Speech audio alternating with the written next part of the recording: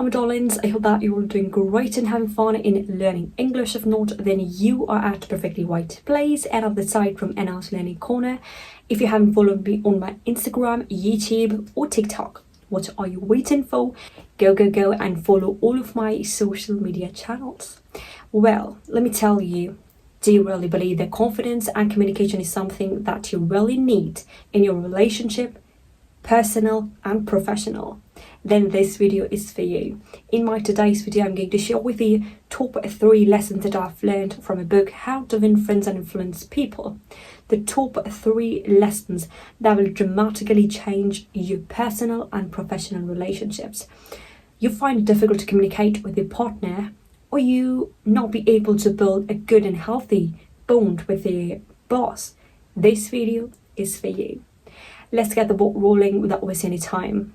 The first and the most important one is become genuinely interested in people. What does that mean?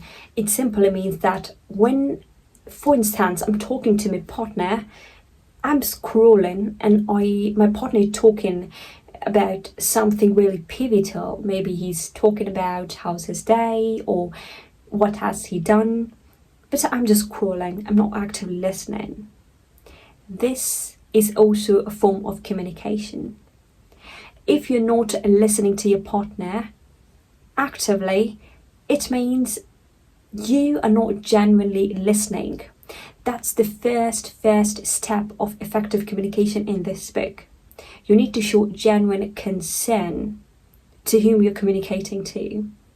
And it doesn't mean you have to wait for your turn and that you'll speak. You're just listening so that you can respond by being defensive.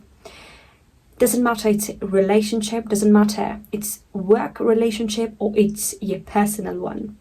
If you just listen to become defensive, you'll never be able to understand and build a healthy and constructive bond with the partner, maybe your colleague or maybe your partner.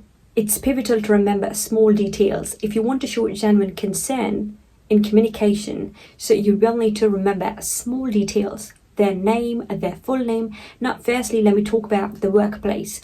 At workplace, remember your colleagues' names, your client names, small details about them, their birthdays or what they like, a bit, what they don't like, their non-negotiables. Specifically, when we are talking about your clients, you must know their non-negotiables.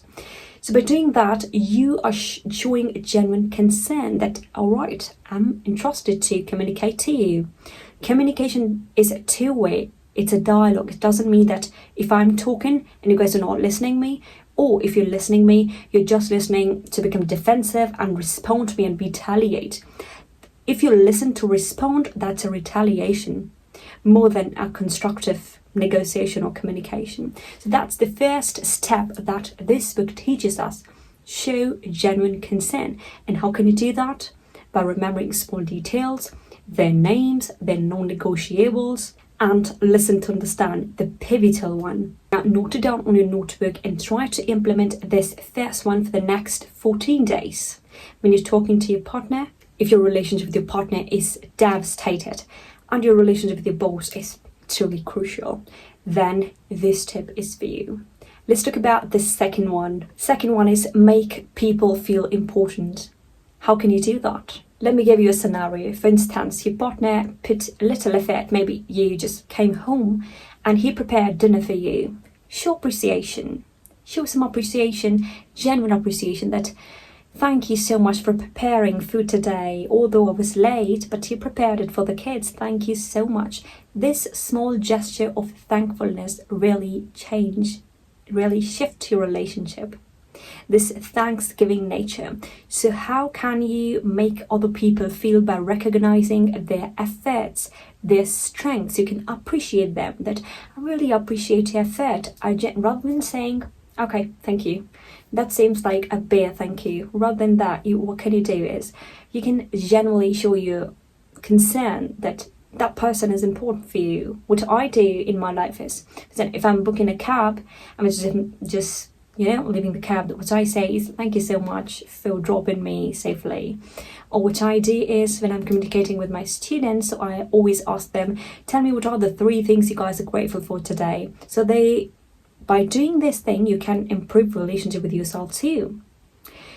So the tip here is, so here what you need to do is show respect, show genuine concern, show appreciation, and not the flattering one, the true appreciation, that I really appreciate that you have done this for me. If your colleague helped you into something, you can say, thank you so much for guiding me in this. Thank you so much for informing me that you reached at your place. Right? So these small efforts, doesn't matter your workplace partner or doesn't matter your personal partner put in your life. The workplace partner, I mean the colleagues, right? The boss, the colleagues, people at office, they're also your partners. So if they're doing or putting some effort doing something for you, even helping you a bit, so always show gratification with a reason and appreciate them. And by doing the appreciation of small acts of your partner, you can improve your relationship too. Try this and note it down. It will definitely help you to dramatically improve your relationship. Let's talk about the third one. Third one is avoid criticism and complaining. People who all the time ready to play the blame game and let you carry the baggage. You know, such kind of people are quite harmful. So if you're such kind of person who criticize or complain all the time, you're miserable. You will need to shift this mind. Rather than saying it's all your blame, you can say, how can we fix it now? Rather than saying you've done it wrong, you can say, how can we fix it now? How can we improve it now? By shifting these small things, these small sentences, and throwing all the trash to the other person and blaming the other person by leaving yourself unsatisfied too, you can do this thing. Stop criticizing and stop complaining. Never complain. If your colleague have done something wrong, you can ask them and you can say, all right, you've done this wrong. Now I think it's time to do it differently. Let's do it through a different perspective. If there's a disagreement, rather than saying, no, you're wrong, I'm right, you can say, well, I think we need to look into it through a different perspective.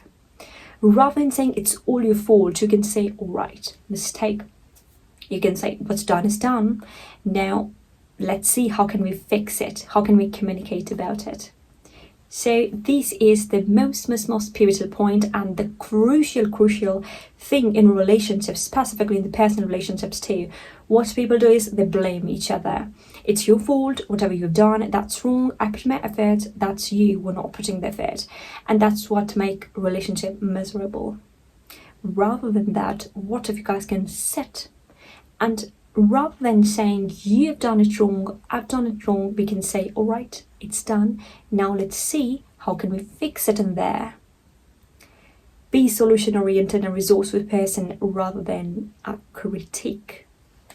So I hope that you have learned these 3 tips and noted these 3 tips down on your notebook too if you enjoyed my today's video and learned something creative, positive, productive. So don't forget to share this video with other English learners and other people or maybe your friends too who are suffering through personal or professional relationships.